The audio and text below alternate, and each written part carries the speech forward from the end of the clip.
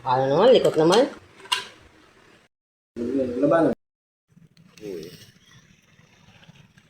So guys, andito na tayo sa ating fishing spot. Nagpatanga-tanghali tayo ng konti. Mga ano oras na kaya to? Ano oras na kaya? Siguro mga ano to, mga 6 past? pas na to. Oo, pero hindi tayo makaporma. Kasi guys, Marami kami marami kami kasalanan. kasalanan. Marami kami ano. Uy, mga nauna kasi yun guys, ang dami, di ba? Medyo, nawala yung aming, nahiya kami bigla. Ang hirap pala pag tanghali ka huli ka dumarating. All eyes on you. Ayan hirap to. Kailangan may huli tayo dito. Mm. Pero maganda rin yung may kasama, mga kasama tayo. Ayan meron pa sa kabila. Ayan. So ayan guys.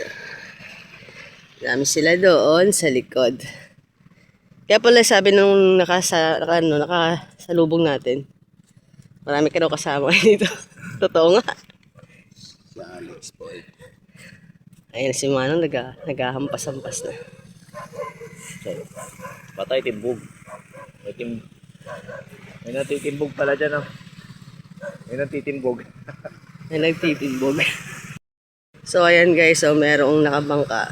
Pag nagtimbog kasi doon, nagtimbog doon, maaari yung, kung wala siyang lambat na, yun yung lambat yun, eh.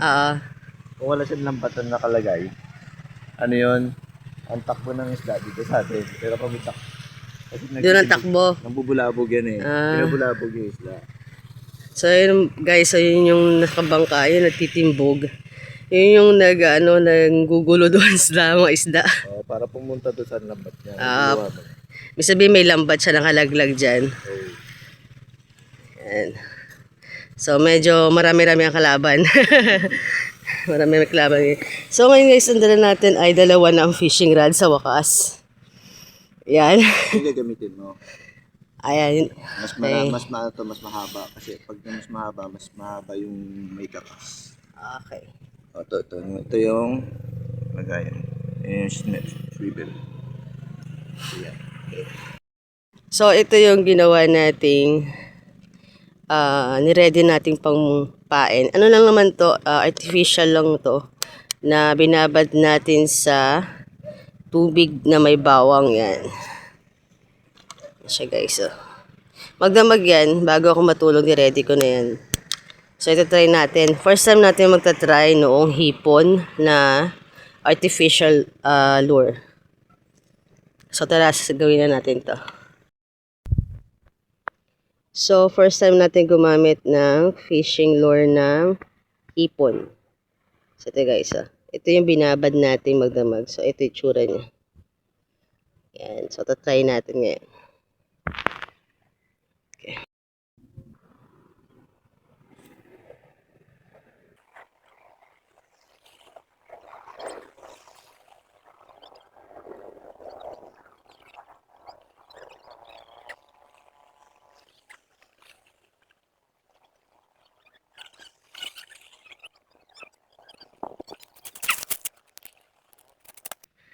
Nagtatry tayo ngayon ng bait and weight. Yan. Wala pa tayo nalagyanan kaya tayo mag-aantay dito. Hahawakan natin tong ating fishing rod. Okay. Yan.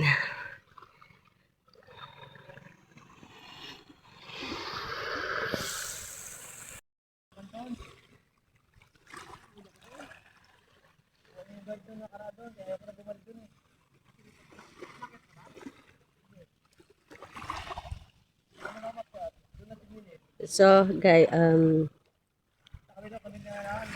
so fishing spot natin ngayong araw ay dito sa Kaminawit. Ito yung sinasabi ko sa inyo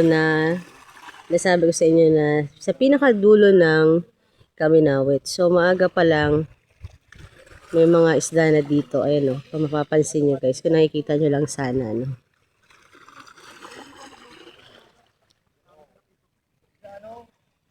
Daming talakitok dito. Kako next time, bibila tayo ng ng lambat. Para siguradong meron. Ayan o guys, ata nyo. Ang dami, di ba? Oh. Nagbe-bait and wait tayo. Para mas nakakainip naman mag-bait and wait pala. Mas maganda yung naghahagis-hagis ka. Hindi talaga ako nag-bait and wait eh. Ano to guys, sobrang liliit nito mga nakikita natin mga talakitok. Ayan, dumadami na rin yung mga anglers dito.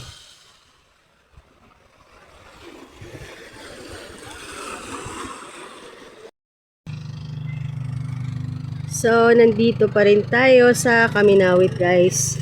At until na wala pa tayong huli. Maraming talakitok pero ano siya tawag dito? Talakitok ba din? Maliliit lang talaga siya. Ngayon lang siya kaliliit. Gusto sana natin mahuli yung good size. Kasi kawawa naman. Susunod. Susunod, magdadala na tayo ng net. Ayan guys, so, ang dami naglalaro ditong bata. Ito yung Kaminawit. Ito yung sa dulo. Kung makikita nyo, pwede kayo mag-fishing dito. Madami pang dumating na kanina ng mga anglers. Siguro meron pang dumating na sa dami kayo na nakita nyo, may mga dumating pa na mga 4 na anglers. Puro maliliit talaga yung kanilang nakukuha. Tapos, syempre, release lang din naman yun. Release. Minsan, ang liit-liit lang. Nasisira agad yung bibig niya. Kawawa naman. Wala ka naman mapapakinabangan dun. Hindi ko alam kung sap-sap. Parang siyang sap-sap. Pero napakaliit niya lang talaga. Parang siyang triangle na ganun. Maganda sana kung good size talaga. May mga malalaki. May mga, sabi na may mga mamsa daw. Pero hindi namin nakita. Yun sana yung mga ganong size. Maganda. Malamang kapag may maliit daw talaga kasi may malalaking isda yun na humahabol doon sa maliliit kasi yun yung pagkain nila yung maliliit na isda. Ngayon ay wala pa tayong huli at baka hindi na rin natin sikapin mga huli pero maaga pa to guys. Nasa 8 past pa lang ito. Okay, pero hindi na lang natin siguro ipopursyo na makahuli kasi medyo na busy na yung mga tao dito. As you can see guys, marami na ang mga naglalaro, marami na mga bata na pwedeng tamaan ng ating mga lures. May mga nangingisda na din, kasi may mga bangka na bumibiyahe. So, papunta rito, punta doon sa kabilang isla. So, bulahaw na siya. Nabubulabog na yung isda. So, ang tendency niyan ay lalayo, mag-iba na ng pwesto yung mga isda na yan. Ayan. Pwera sa marami tayo ngayong mga co-anglers. May mga nag-ninet. Oo. Ayan, nagtatry pa rin siya. Ano yan? May ticket pa pala ako doon na mabigat-bigat. Ayun! Ano? Magaan yung gamit ko kanina eh. Yan. Ayun, mabigat-bigat to. Ano ba to? Ilang grams pa to? Siguro mga 6 grams. 6 grams. Okay, Mabigat siya. magta-try pa rin siya. Magta-try, magbabato-bato hanggang ma-fulfill niya yung kagustuhan niya magbato. Hanggang maabusan siya ng lakas magbabato. So, ayan. Oh. Stop na tayo. Hindi na tayo mag-fishing. Ewan ko lang.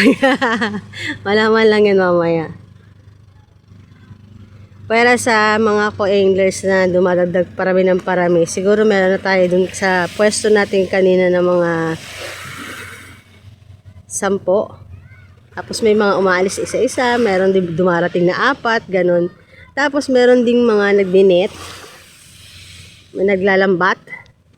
Then meron ng bubulabog. Ano ang tawag doon sa nagtutok-tok? Yung tutok-tok? Timbog?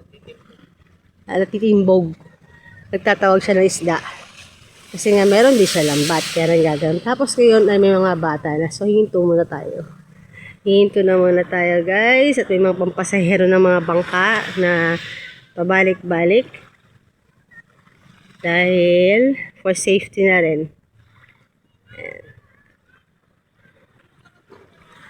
So, again, nasa Kaminawi tayo. Sa susunod na vlog natin, itatry nating makapunta sa malayo-layo para mai-travel naman namin kayo.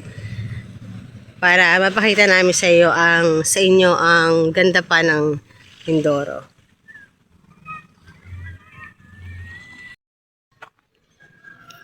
Lumipat tayo guys ng pwesto natin. Dito, sa Kaminawit pa rin to, pero ang tawag dito sa lugar mo?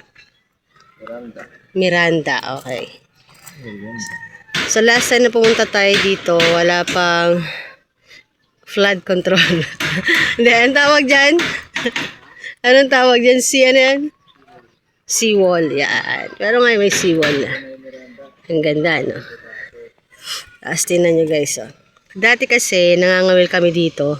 Pero wala pa yung sementado mga seawall na yan. Ang galing, oh.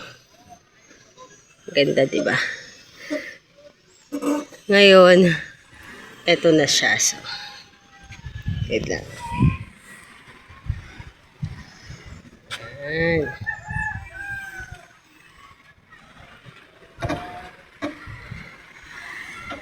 Yan ang, dito tayo ngayon magta-try ng fishing. Let's go. Mukha namang matibay. Kasi guys, takot tayo sa ganito.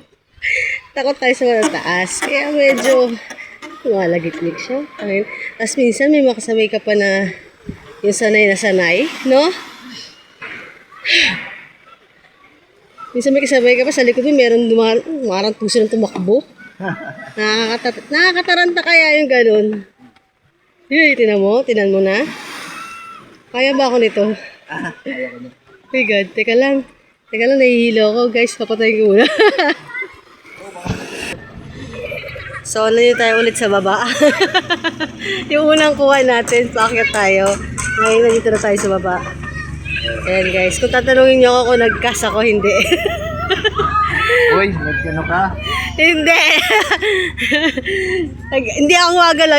Dinadrop ko lang yung lure, tapos hindi ako gumagalaw. Drop niya na yung doon. Tapos kasi pag nakita nyo, takot kasi ako guys sa tulay. Hindi ako, takot ako sa taas eh. Tapos sinabayan pa ng Delivery. oo, naghahakot sila ngayon. Kanina, nung wala kami pa dito, hindi naman sila naghahakot. Tapos Meron na. nung nandun na kami, dalawa lang kami doon. Maya segundo lang eh. Ayan na, naghakot na sila. Siyempre gumagalaw, kahoy lang yun eh. Gumagalaw yung yung tulay. Yung kanilang duck. Di lalong di na ako nakagalaw. Pero mas matino ngayon kasi dun. Oo. Mas maayos ngayon. Ngayon wala ba nakita? Ayun ko lang to. Ngayon lang namin nakita ito na ganito ang seawall. Dumaan tayo dito nakabangka, hindi pa tapos.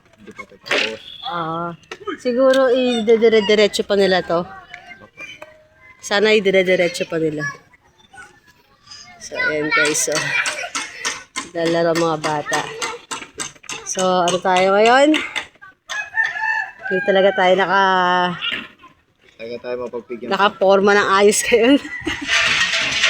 Linggo. Siguro na yung gabi. Roy, Ay. Sige guys. di hapon pa kasi eh. Hapon pa ang activity talaga ng isda.